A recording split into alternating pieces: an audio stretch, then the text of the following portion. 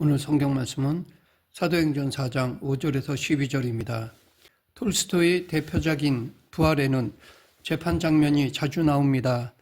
주인공 카츄샤가 살인 절도 혐의로 형사재판을 받기 때문입니다.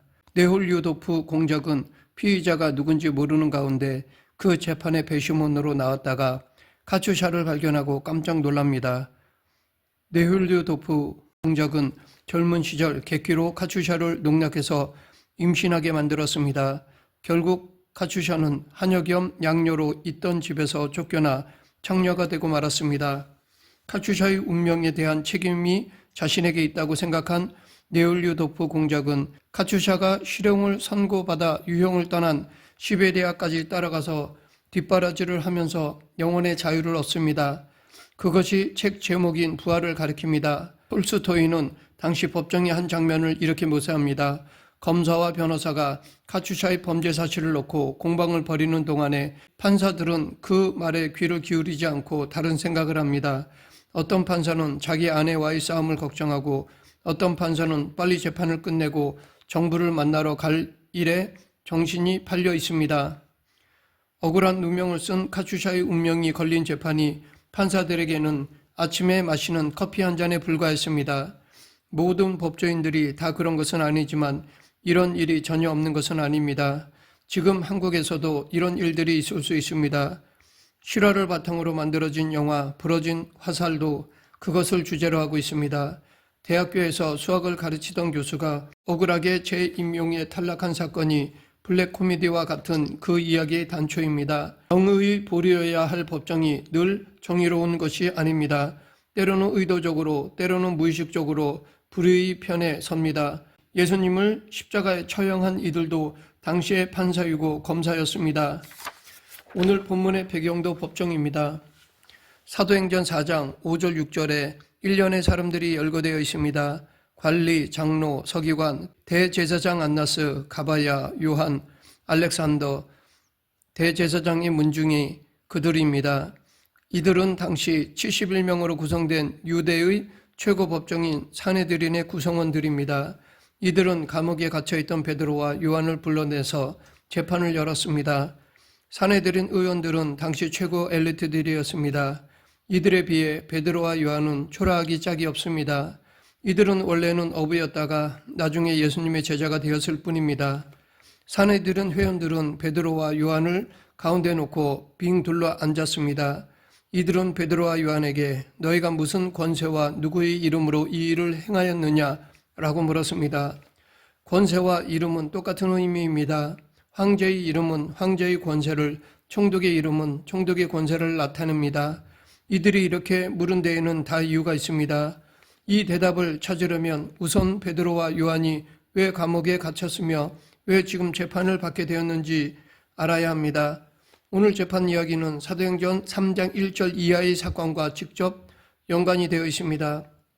베드로와 요한은 유대인들의 기도 시간에 따라서 오후 3시에 기도하러 예루살렘 성전으로 올라가다가 성전의 미문에 걷지 못하는 거린을 보았습니다. 이 사람은 베드로와 요한에게 구걸했습니다. 베드로는 그 자리에서 음과 그는 내게 없거니와 내게 있는 이것을 주노니 나사렛 예수 그리스도의 이름으로 일어나 걸으라 라고 명하며 그를 고쳤습니다. 그리고 거기 모인 사람들에게 예수 그리스도를 전했습니다. 이 소문이 산헤드린 당국자들의 귀에 들어갔습니다. 그런데 베드로의 설교 내용이 그들의 마음에 들지 않았던 것이었습니다. 특히 예수님을 통해서 죽은 자의 부활이 있을 것이라는 내용을 못마땅해 했습니다. 하지만 걷지 못하는 자가 고침을 받은 것은 사실이었기 때문에 그것 자체를 금지시킬 수는 없었습니다. 그래서 그들은 베드로에게 권세와 이름을 내세운 것입니다. 자격이 없는 사람들이 불치병을 고친 행위가 잘못이라는 것입니다. 그때 베드로는 산헤드린 앞에서 기죽지 않고 성령이 충만하여 대답하였습니다. 성령이 충만했다는 것은 진리의 영에 사로잡혔다는 것입니다. 그의 대답은 아주 명백했습니다. 걷지 못했던 자의 치유는 나사렛 예수 그리스도의 이름으로 된 것이라고 하였습니다. 나사렛 예수 그리스도의 이름으로 이 사람이 건강하게 되어 너희 앞에 섰느니라. 이 문장에 초기 기독교의 신앙이 담겨 있습니다. 예수님은 우리를 건강하게 하신다는 신앙입니다. 그런데 이것은 단순히 신체적 장애의 치유로만 생각하면 오해입니다. 장애나 질병은 우리의 삶을 왜곡시키는 많은 요소 중에 하나입니다. 예수를 믿는다고 해서 이런 문제가 기계적으로 해결되지는 않습니다. 더 근본적으로는 모든 사람들이 병도 안 걸리고 늙지도 않고 죽지 않는다고 해서 무조건 행복한 것은 아닙니다. 죽음이 없다면 삶도 의미가 없고 아프지 않으면 건강도 의미가 없습니다. 기독교 신앙은 이런 문제들을 근본적으로 해결해 주는 도구가 아닙니다. 하지만 근본적인 차원에서 사람들을 건강하게 하는 것은 분명합니다. 물론 이것은 영적인 것입니다. 삶에 대한 총체적인 태도를 가리킵니다. 장애를 지닌 채 건강한 사람도 있고 비장애인이면서 건강하지 못한 사람도 많이 있습니다. 가난하면서도 건강하게 살아가는 사람도 있고 부자이면서도 오히려 건강하지 못하게 살아가는 사람도 있습니다. 오늘 본문은 장애가 치유되었다는 사실 자체가 아니라 그런 치유의 근원이 누구냐에 초점이 있습니다.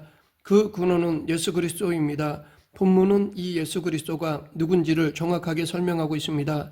10절에 너희가 십자가에 못 박고 하나님이 죽은 자 가운데서 살리신 나사렛 예수 그리스도라는 말에는 사람들이 그를 죽였다는 사실과 하나님이 살렸다는 사실이 대비됩니다. 본문은 그것을 다시 시편 118편 22절을 인용해서 강조하고 있습니다. 이 예수는 너희가 건축자들의 버린 돌로서 집 모퉁이의 머릿돌이 되었느니라. 예수님은 사람들에 의해 버림을 받았습니다. 예수님은 역사에서 반복된 무죄한 이들의 고통을 대표합니다. 이런 근원적인 죄성에 의한 삶의 왜곡은 사람의 손으로 해결될 수가 없습니다. 원수를 갚는다고 해서 해결되지 않습니다. 예수를 못 박은 사람들을 찾아내서 엄벌에 처한다고 해서 문제가 해결되는 것이 아닙니다. 성경은 전혀 다른 해결책을 제시합니다. 그것은 하나님이 예수님을 죽은 자 가운데서 살리셨다는 것입니다. 이것은 사람이 할 수 있는 일이 아닙니다. 이 세상을 무로부터 창조하신 분만이 할 수 있는 일입니다. 예수님의 부활은 바로 창조 사건입니다. 수명을 늘리거나 건강을 유지하는 수준이 아니라 그런 것과 전혀 다른 궁극적인 생명으로 변화되는 것입니다. 모든 치유의 근원은 바로 여기에 있습니다. 부활 생명으로의 변화입니다. 이것이 무슨 뜻인지 지금은 손에 잡히지 않을지도 모릅니다. 우리는 지금의 이런 삶의 형식에 길들여졌기 때문입니다. 이는 마치 소유를 통해서만 행복을 추구하는 세상에서 없는 자와의 나눔을 말하는 것과 같습니다. 예수님의 부활 사건을 이해하려면 지금의 생명 경험을 표면적으로 생각하지 말고 심층적으로 생각해야 합니다. 요한복음은 그것을 영생이라는 말로 표현했고 요한계시록은 새하늘과 새 땅이라고 표현했습니다. 전적으로 새로운 생명이며 세상입니다.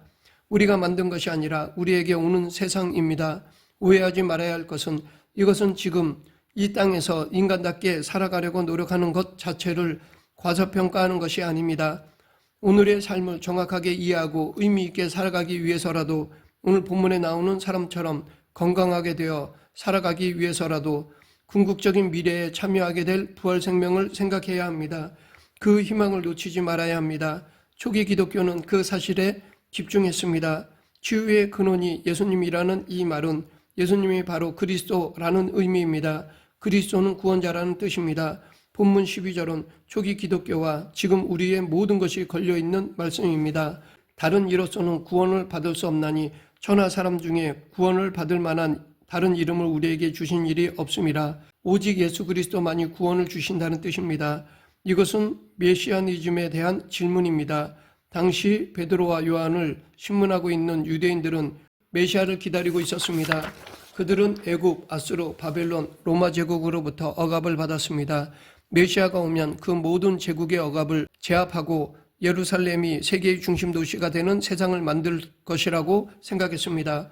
베드로는 당시 유대인들이 대망하고 있는 메시아, 즉 그리스도가 바로 나사렛 예수님이라고 말한 것입니다. 유대인들만이 아니라 동서고금을 막론하고 인류는 늘 메시아를 대망했습니다. 역사적으로 수많은 정치와 전쟁의 영웅 호걸들이 메시아를 자처했습니다. 인류를 자신들이 구원할 수 있다고 주장했습니다. 민중들은 그들에게 열광했습니다. 그 중에는 사이비도 많았습니다. 그래서 구원이 아니라 인류를 파멸로 몰아넣은 이들도 많았습니다. 그들은 자신의 정치적 목적을 위해서 혹은 민족주의적 패권을 위해서 전쟁을 부추겼습니다. 물론 인류 역사에 나타난 영웅들은 좋은 역할을 하기도 했습니다. 그래서 성인으로 추앙받는 이들도 있습니다. 그러나 그 누구도 궁극적인 생명을 주지는 못했습니다. 그 누구도 인류를 생명으로부터 수혜시키는 죄 문제를 해결하지 못했습니다. 그 모든 유사 메시아들은 죄로 인해 죽었습니다. 역사에 크고 작은 이름을 남기기는 했지만 그것으로 끝이었습니다. 그러나 예수님은 다릅니다. 그는 참 그리스도이십니다. 그래서 초기 기독교는 예수님 외에는 구원자가 없다고 용감하게 선포했습니다. 이 사실을 유대인들은 아직도 받아들이지 않고 여전히 메시아를 기다리고 있습니다. 물론 세상 사람들도 받아들이지 않고 메시아를 찾고 있습니다. 이런 점에서 기독교인들은 타종교 및 세상의 학문 및 사상들과 메시아 논쟁을 벌이고 있습니다. 사내들인을 향해서 예수 그리스도를 전한 베드로처럼 나사렛 예수가 왜 그리스도인지를 오늘 우리는 변증해야만 합니다. 그것이 바로 전도이고 선교입니다. 이런 것은 전문적인 신학자나 목사, 선교사의 몫이지 세상살이에 바쁜 일반 신자에게는 어려운 일이 아니냐라고 생각할 수도 있습니다. 각자 삶이 다르기는 하지만 모든 기독교인들은 예외 없이 그리스도를 변증해야 할 사명이 있습니다. 가장 핵심적인 전도와 선교는 본문이 말하듯이 나사렛 예수 그리스도의 이름으로 건강한 삶을 사는 것입니다. 그것이 바로 나사렛 예수님이 그리스도라는 사실의 가장 확실한 증거입니다. 말씀을 맺겠습니다. 우리도 베드로와 요한처럼 예수 그리스도를 전해야 합니다. 세상이 받아주지 않아도 혹은 우리를 무시하거나 힘들게 하여도 우리는 예수님이 우리의 구원자 되심을 전해야 합니다. 예수님이 그리스도이심을 우리의 삶으로 증거해야 합니다. 어떤 어려움과 고난이 온다 하여도 각자의 삶의 터전에서 예수 그리스도를 전하는 저와 여러분이 되길 간절히 축원합니다. 기도하겠습니다. 사랑과 은혜가 풍성하신 하나님 아버지, 나사렛 예수님만이 우리의 구원자 되심을 전하는 저희 모두가 되게 하여 주시옵소서. 예수님 이름으로 기도드립니다. 아멘.